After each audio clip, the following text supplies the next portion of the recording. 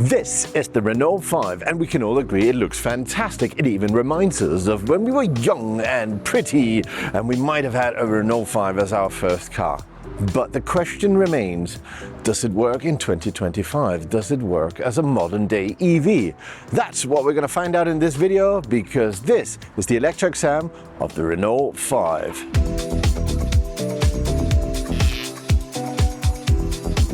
Welcome to Totally Electric, where we talk about electric mobility and test drive electric cars. In this video, we're going to do the electric exam of this little vehicle here, the Renault 5. The electric exam is our own proprietary format where we test 8 different categories that are relevant for the EV buyer, and we score them all, put them all together in a big mixing pot, and you end up with the final scoring for this car. If you want to check out how this car does face-to-face with other cars that have gone through the electric exam, you can do so on our website. I'll put a link below in the description. So the Renault 5 is available in several different configurations. It starts at 26,700 euros here in Spain before any incentives. But this here is the iconic version. It's got a bigger battery, bigger motor, and the cost is 33,500 euros. Now, I don't think you should judge this as an entry-level economic EV. I think you should think about this as a small but premium little EV. This competition for this car is not the MG4, for example. It's more like the Mini Cooper. You want something that's fun and good looking. This might be the one for you, and you might also be willing to pay a little bit extra for it. The battery in this thing is 55 kilowatt hours. Only 52 of those are useful. However, with that we can do 409 kilometers according to the WLTP cycle, but do remember that the WLTP cycle is a mixed cycle. When we do a test here on this channel, we do highway testing. So I'll be driving this car at 120 kilometers now and see how far we can actually go for real. Charging is done front left, and we can charge at 100 kilowatts on this or 11 kilowatts on AC. The car is chic and small, 3 meters 97 long, 1 meter 77 wide, and 1 meter 50 tall. I do like the proportions, especially with these relatively big wheels we've got on this thing here. We've got a front motor that gives us 110 kilowatts or 150 brake horsepower. With that, it accelerates from 0 to 100 in 8 seconds. Top speed is electronically limited at 150 kilometers an hour. All good for a small city runabout, isn't it? Now let's take a walk around and see what this car actually looks like. Look at this, we've got a front illuminating display here. Lights up these lines. Each line is 20% of battery, so I've got around 80% right now.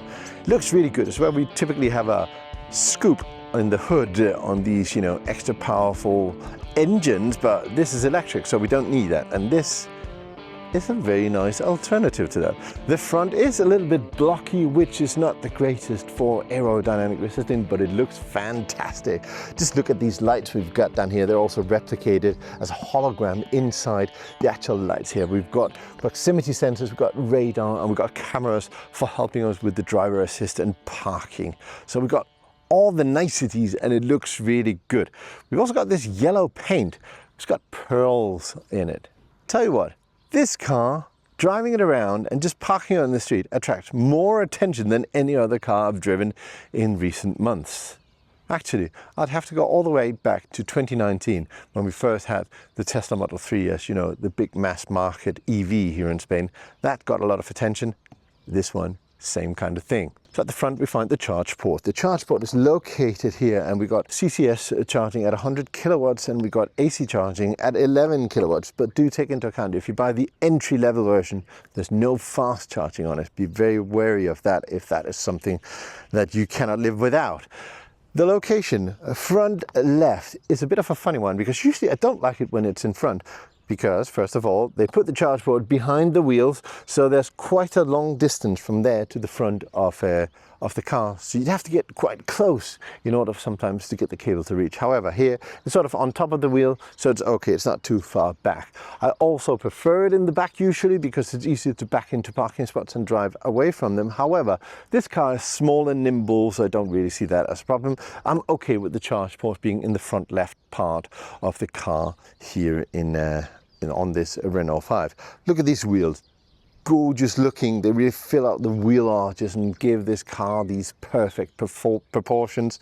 looks fantastic. We've got this red lines that runs the whole length and even goes around the back of the car. And then we've got the two tones with the roof in black and the, in this case, yellow color of the actual car. I think it looks fantastic. Around the back it looks just as good as the rest of the car. If we open up here, we get a manual lift gate. So right, I guess in this kind of car, it's quite light, so not really a big problem. We've got 277 litres of boot space. Not the biggest boot, but if we take into account the size of this car, I think it's adequate. You can fold down the seats and you got two sets of, or you got a set of two top tether seats there. The middle seat does not. So if you have kiddies and you want to strap them in with a top tether, you got to use the two side seats. Okay, so we're going to do a highway test of the Renault 5. This is the typical range test I do. I do the same thing with every single car. I put them at 120 kilometers an hour. I go that way, and then when I'm halfway through the battery, I go back here and see how far we can actually go. The official WLTP kilometer range of this car is 409 kilometers. But of course, doing higher speeds will get significantly less. How much? Well, we will see.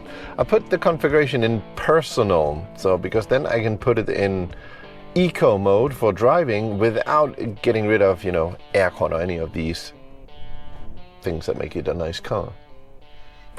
All right, we've got 98% battery now. I'm gonna use calculations to figure out 100% once we get there. So all I've got to do now is reset the trip computer and let's get going. Well, no, I apparently cannot use the eco mode for doing this test, because if it's in eco mode, the car will only do 115 kilometers an hour, and that's not enough. I'm doing 120. In fact, I'm doing 122 because I've done a test with a high precision GPS in this car, and 122 is exactly the same as 120 real kilometers per hour. I test this with all the cars I do so that we have a comparable speed for all of them. Anyway, we're back to driving in comfort mode. That's funny, isn't it? No eco. 115. Did you know that Porsche also has an eco mode for their cars? It does, however, limit the speed at 140 kilometers an hour. Much better than 115, Renault. Okay, I'm at 53% battery now. Remember, I left with 98, so I've spent nearly half my battery now and only done, let's see, 88 kilometers. That's not a lot. However, I must admit, the first bit of this trip is uphill. It's even a little bit of rain now, so not the best of conditions. And I can see that I've put in as the destination a charger just about where I started. If I turn around here at this next exit and I drive back, I'll get back with 22% battery left. So even though it seems like I've spent nearly half the battery going so far, it has been uphill and I won't spend the other half going back. So I'm gonna keep going below 50% battery. Risky, but hey, let's chance it. I'm at 45% battery now and I still have to get back, so I'm gonna turn around. I mean, I hope I'll get back, and I hope I can trust what this Google Maps thingy says, that I'm gonna get back with about 8% left on the battery. So I'm gonna take the exit right here and turn around, get back there. I must admit, this car is not the most efficient vehicle I've driven so far. You see, look at these windmills. There's absolutely no wind. We are at, let's see, 8 degrees Celsius. But even so, it's not terrible conditions, right? And still, the car is using 24 kilowatt hours per 100 kilometers. That is a lot. That is a lot for a big car, and it is a monster consumption for a small car. Well, we'll see when we get back what the end result will be. I'm sure it will go down quite a lot. But in a car like this, I mean, my first car was my first electric car was a BMW i3. That was 10 years ago. And it didn't use this much energy to move around. It was easily below 18 or 15 kilowatt hours. We've turned around. Oh, and now I'm going to get back with 13% energy. What the hell, Renault? Why do you mess up my test like this? It's at 8%, turn around, and then suddenly it's 13%. Ah! Then I'm going to have to, circle back and forth and drive around a lot more. Anyway, see how it goes. I've finished the road test and I've done a total of 210 kilometers there. However, I still have 6% left on the battery and I left having used already 2%. So we've got to add another 8% on top of that, which is about 18 kilometers. So the total range of this car at highway speeds is 228 kilometers. That is not a lot. That is absolutely not a lot, especially taking into account that this is the one with supposedly the bigger battery, 52 kilowatt hours. The reason for this is mainly the fact that this is not a very efficient car. I've used 21.4 kilowatt hours per 100 kilometers. But if you look at this screen here, I'm going to hold up the camera to it, you can see that it's 21.4 kilowatt hours per 100 kilometers. And then Climate and others have used 1.6 kilowatt hours. I don't know if that is in addition to the 21.4 or if that is also included. I sort of feel like it's in addition, and that would explain why it can only do 228 kilometers on a 52 kilowatt hour battery. Big thing here is, of course, efficiency. 21.4 kilowatt hours for a small car. That is a high consumption. That's a lot of energy to move this car. I've seen other cars in similar circumstances 18, and if they're small compact cars, 15 maybe. And this car's got a heat pump. It's supposed to be really efficient, but it's not. To me, that means that this car is a city car. It's not even a city car with the occasional trip to the beach, because 228 real-world kilometers, and I've been doing 120, I haven't been going over the speed limit at any point. That is really limiting. So this is a city car, even in the big battery version. So when traveling in an electric vehicle, one of the most important things is that it will correctly locate charging stops and tell us how much battery we have at each point. So let's just check it out here on this central screen. I think I'm going to use this voice assistant they have. It's in Spanish, so pardon me. Hi Renault. Vamos a París en Francia. Esto es lo que he encontrado. Okay, Pero desde aquí hay que continuar manualmente. Okay, so I asked him to plan a route to Paris in France. Now I'm in Madrid right now, so that's about 1,000 kilometers away. That's quite far in this little car. So let's do that. And it says you need to charge several times. All right, fair enough. But it's already done it. 7 charging stops. It's planned for 7 charging stops, which is fine. That's not what we're talking about. Literally, the entire route from Madrid to Paris in a car with only 200 kilometers of effective range, and it plans it perfectly. Now, if you go in here, you can see each one of these stops. You can also filter on which payment cards you have. So if you got, I don't know, Charge Plus or D-Mobility or Eon Drive or a million others that I'm not familiar with, you can mark them in there and it'll only use the chargers that are actually compatible with those. That is really useful. Now let's see how fast it charges. Usually I charge another 200 kilometers, which would mean that with this usage, I'd have to charge 42.8 kilowatt hours. But that's basically filling up the battery again. And that would take forever. But we'll see how we do on the charger. I am here at the fast charger. This is a Spanish operator called Thunder with a Z. If you're ever in Spain or traveling around here, and they even have some in France and Portugal as well, I highly recommend these. They're ultra reliable and you can pay with pretty much any payment means you like. You can use your roaming access from your own provider, you can use credit cards, you can use your mobile phone app, whatever you like. They're super reliable and they're well priced. Now this one is a 360 kilowatt charger.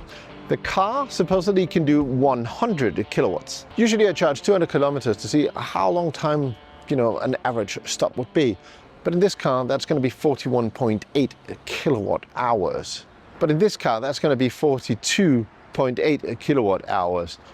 And that's basically filling up the battery again. So, hey, maybe we're going to try that and see how long time that takes. All right, we've just plugged in 30 seconds ago and we're already charging at 80 kilowatts. Let's see if speed picks up a little bit. All right, let's see how much information we actually have about the actual charging session while we're charging. So look at this display in front of us. We see the charging speed, which is now up to 90 kilowatts. how much time we have left until we reach 100%, what the current battery state is, and how many kilometers we've added to the battery during the charging session. Now, the thing about 100% is that I can go in here to the menu on the car and I can say, all right, just maximum to 80%, and then it's going to adjust this automatically, and now it says 80% in 28 minutes instead of that. But we actually do want to go all the way up to 100% in this case. I can also, on this, I can program it for slow charging at certain times, and in fact I can also do vehicle to load. So I can set, unless it's, you know, if it reaches 35%, stop the vehicle to load activity. So that's good. Now, 50 minutes to charge to 100% is normal. It is normal that, you know, the last 20% lasts a little bit longer. However, since this car has got a small battery and it's not super efficient, then when you are actually road tripping with it, you will need to charge it to 100% many times, or close to 100% at least.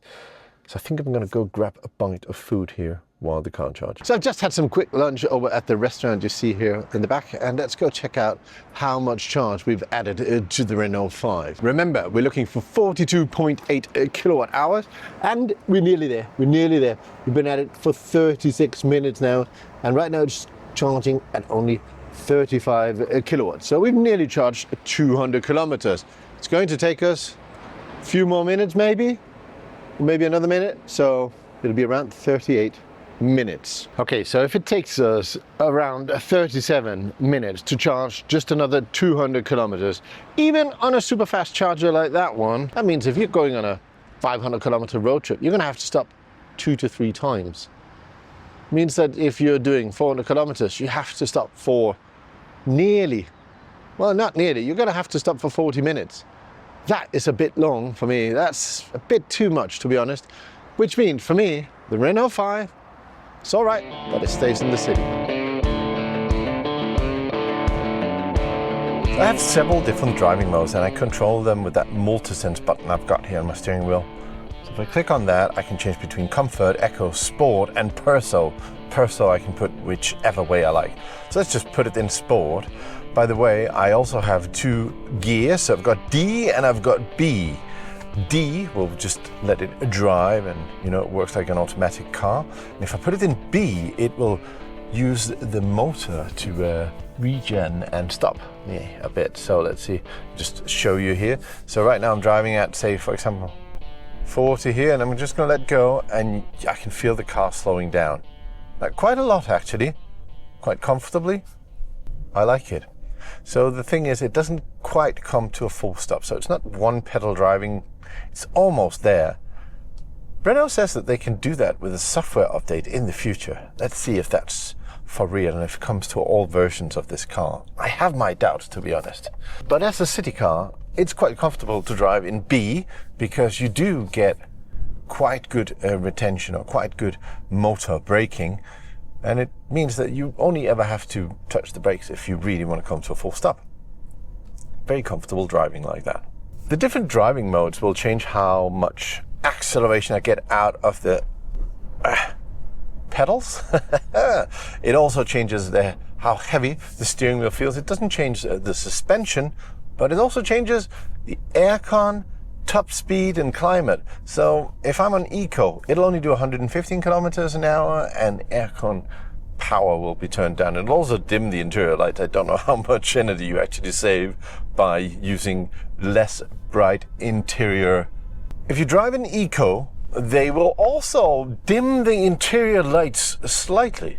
I don't know how much energy you actually save by dimming the interior lights. I must admit, I think it's not a lot. One of the great pleasures with the Renault 5 is actually driving it. This is absolutely 100% a driver's car. Once it's in Sport, the accelerator is vivid and alive. The steering is spot on. The chassis is nice and tight. I mean, you get these electric cars with quite a lot of power to the front wheels, and they just spin out of control, and it feels like when you're going round a roundabout that you're just gonna fly off the side. There's none of that in this car. This is truly a driver's car. It's super fun to drive. You feel like you're in control. You don't feel that any of the electronic aids are overstepping the line at any time. Look, I'm just going, come on. Oh. Perfect control of this car. I love it. It's so much fun to drive.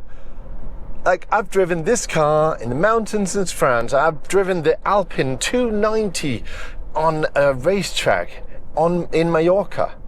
And honestly, the Renault 5 itself is so good. It's so much fun to drive.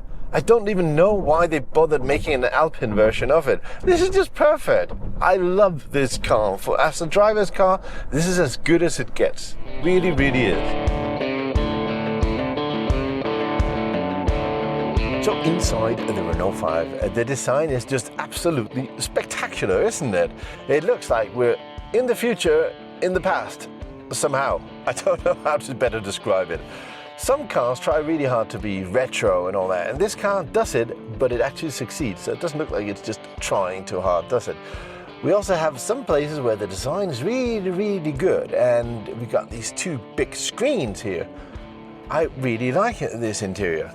Now the steering wheel is quite big. It just hogs up a lot of space here, but then again, gives good visibility to the screen I've got here behind the steering wheel. There are a lot of stalks and a lot of buttons to get your head around. I got 1, 2, 3 stalks on the right hand side, another on the left hand side. I've got buttons here for aircon. I've got additional buttons here. I've got some buttons over on the left hand side. I've got even some buttons on the top of the screen for volume. Complete button overload. However, if you are a Renault driver, you do get used to the interface relatively quickly, and it is familiar to anybody who's driven a Renault before. The materials in some places are a little bit cheap, but then on the other hand, this is a car that has a lot of style and a lot of extras, and it costs less than 35,000. So I can live with that, to be honest. Now, the build quality apparently is excellent. There are no squeaks, nothing that rattles, nothing that's misaligned or anything like that. It is just built very, very well. I also like some of these touches, you know, like the yellow side panels, the yellow stitching. This here panel lights up according to which driving mode you're in. It's a nice interior. Space-wise, I am 1.90 m, 6'4", and I fit perfectly well in here. We've got quite a lot of headroom.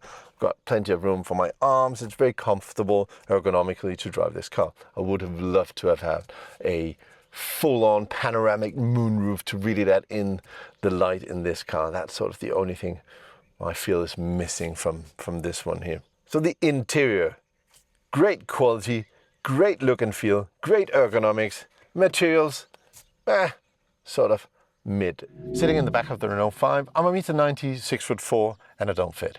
I literally don't fit. I can't put my foot on my feet beneath the seat. There's no room for my knees. My head's touching the roof. There's just no way I could travel in this car. So do take that into account if you want to have a big person in the back of the car. There's also no USB-C or USB-A port. At least I haven't found them. I'm pretty sure there's no place for me to charge a device here in the back, which honestly, it's an important and strange omission in a car like that.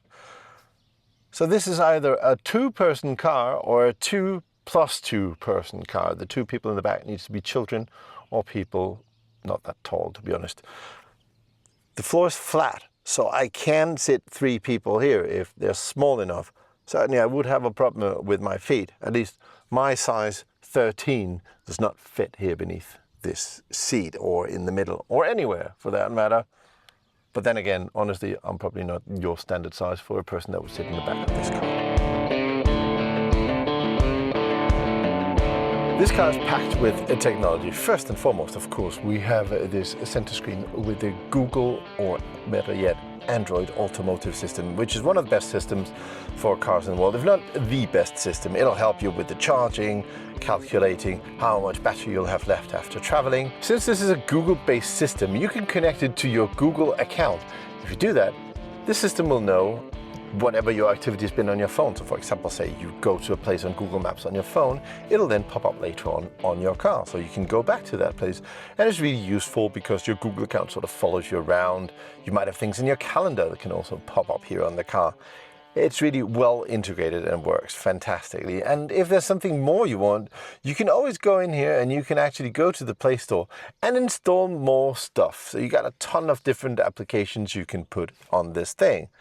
In fact, if you don't like that, you've also got Android Auto or Apple CarPlay, so you can connect your mobile phone directly to the car without using the native system. So you got a lot of options when you want to use this. So this is the first car I've ever been that's got two voice assistants that are based on AI. We've got the Google Assistant, so turn off my seat heaters.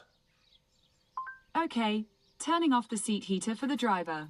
Works really well, and I can do all sorts of interesting things. I can ask it about the weather or current events or news or whatever I want, and it'll kind of reply. I also got the one from Renault. Now, I've only got it installed in Spanish, so please bear with me. I'm going to say the same things in Spanish as in English, but you could turn the language into English, but you just have to download something like a language pack or something, and I'm not here on a Wi-Fi, so I can't do that right now. But, hey Renault. Enciéndeme la calefacción del asiento. Entendido. Encendiendo la calefacción de asiento del conductor. So, I've got two voice assistants and they can both control stuff inside the car and tell me things about the weather or which year Bob Marley died or whatever I want to know. It's a little bit overkill, isn't it? It's kind of weird to have two intelligent assistants in the car and they do basically the same. In fact, now that I think about it, if we've got Apple CarPlay, we can access Siri. Hi Siri, can you tell me the weather? It's currently cloudy and 12 degrees. Temperatures will be fairly consistent, averaging about 13 degrees. All right, so I have literally 3 AI voice assistants. He took the stand. And he said... Oh, shut up. This is hilarious. I've got 3 voice-activated AI assistants in this car. How silly is that? Anyway, the tech in this car is great. It works really well. I've got a heated steering wheel. I've got heated seats. I've got the Google system that does everything. I've got interior lighting here, but much of it is activated with all these knobs and buttons and scrolly wheels and everything I've got here. It's good for technology for a car this size. I just wish the interface would be a little bit more simple. This version of the car comes equipped with adaptive cruise control, of course. I've also got speed limiter, so if I put it 100, it won't go any faster even though I put my foot down. And then, of course, the one I really like to use, which is what they call the active assist feature. This is lane keep, lane assist, and adaptive cruise control, so it's basically an autopilot. It works really well. I can control it, turn it on and off with buttons I've got here on the steering wheel. I can up and down the speed. I can adjust it to the speed limit according to the signs if I want to do that. Yeah, it works really well. There's another little detail that I really like about this. Do you know all modern cars have to like beep at you every time you get into the car and you go over the speed limit or the speed limit changes or you're distracted or whatever? It's really annoying. It's basically ruining modern cars. Now, this is a mandatory thing for cars to do, so this one has it as well. However, there's actually a little button here on the left-hand side where I can deactivate these. If I double-click on them, it's gonna just select my personal profile in here. So let's see if I can do that. There, I've got my safety, they're all on, but if I double click this, it's now on Perso. And Perso, I've deactivated all the annoying beeps and blips and blops, which I honestly believe do not increase safety. They distract you, they annoy you, don't increase your safety. Really nice that they've got a very good little direct access for that. Now once the cruise control, adaptive cruise control and the lane keep assist and all that is activated, it works really well. See, now we're coming up and there's a truck here in front of us. I can overtake it. If I overtake it, I have to manually do the change into another lane, and then it'll again automatically just go back into the adaptive cruise control and hook up to the lane. Good, really nice. There's one thing I might improve on this system. It's that when the lane keep assist turns on and off, It would be nice if there was like maybe a little ping, pong, some auditory alert. All I've got here is like a little greenish icon on the screen. It's okay, but it could be a little bit more easy to see, a little bit more explicit, I think is the word I'm looking for. Okay, so there's a park assist here. I've actually linked it to the favorite button I have here on the steering wheel. So I'm going to push that. I'm just going to drive slowly. There should be several spots where I could park the car here. Now it's configured to park on the right hand side. I'm just going to drive forward and see if the car actually finds a spot. It found one back there, but that's too easy. How about this one? Will it park here? Yep, it did see the spot. All right, that one there. So we're going to just put it into reverse. Now the thing is that it will do the steering wheel stuff, but I have to put my foot on the brake and the accelerator. So if I just let go of it, it's going to do it as fast as I drive. Oh, it's quite fast. I'm going to slow down a bit.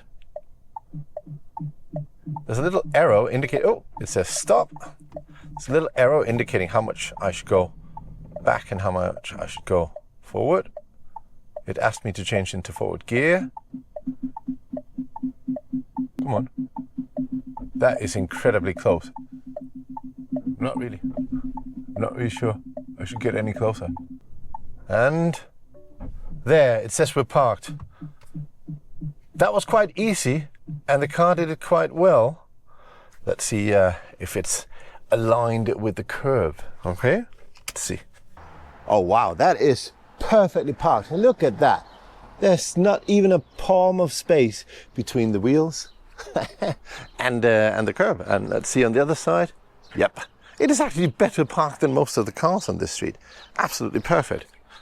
Good job, Renault. I really like how this parking assist works.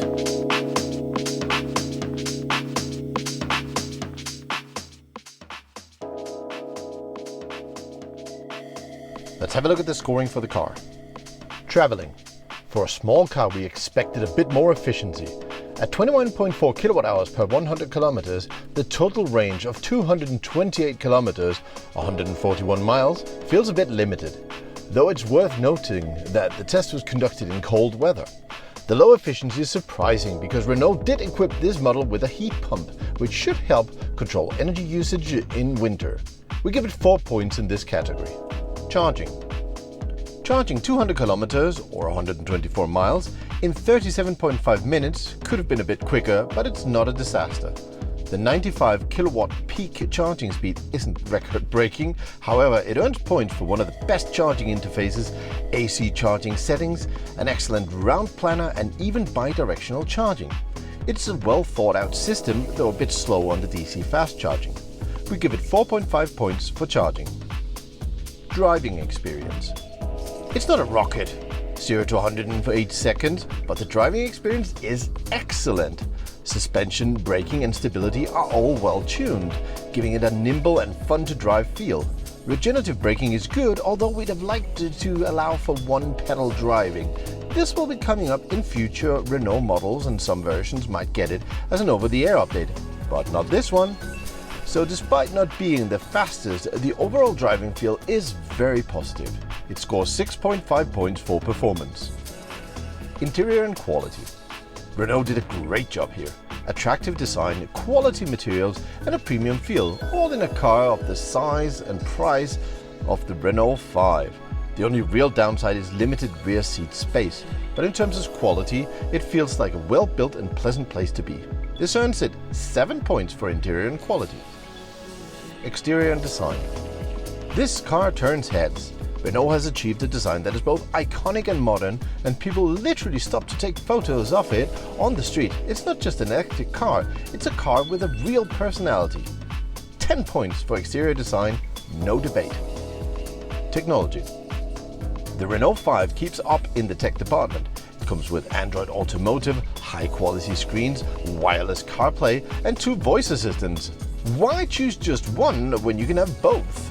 The whole system is fast and intuitive and well designed. 8.5 points for technology. Driver assistance. Here we find a solid level 2 assistance system. It keeps the car in lane, adjusts speed in traffic and works smoothly and predictable. No revolutionary feature, but it does the job well. 6 points for driver assistance. Price. This Renault 5 offers a lot for the price. 33,500 for a car that feels premium and looks spectacular is hard to beat. Compared to the Mini Cooper E, 25,250 euros, or the Fiat 500e Abarth, smaller and more expensive even, Renault has nailed the value for money ratio. 9 points for price. Final summary.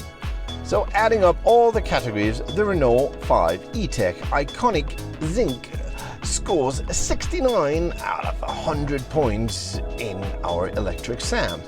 If you want to compare this score with other cars we've reviewed, you can visit our website below and choose the settings that you prefer in a car, and it'll show you which car is best for you. That is the Renault 5. There are so many good reasons for choosing this car, but first and foremost, it is just an absolutely spectacularly looking car. It's got soul, it's got personality. I love it. Then the driving experience. Every time you drive this car, it's just going to make you happy. Look at the smile. This is what this car does to you. And finally, the technology. I love the Android automotive system that this car uses. Makes it a much easier and seamless experience as an EV. If you like the car, if you like this video, then I urge you to subscribe, because there'll be many more electric SAMs and tests of other vehicles, electric of course, here on Totally Electric. Thank you very much for watching. Catch you again soon. Ciao.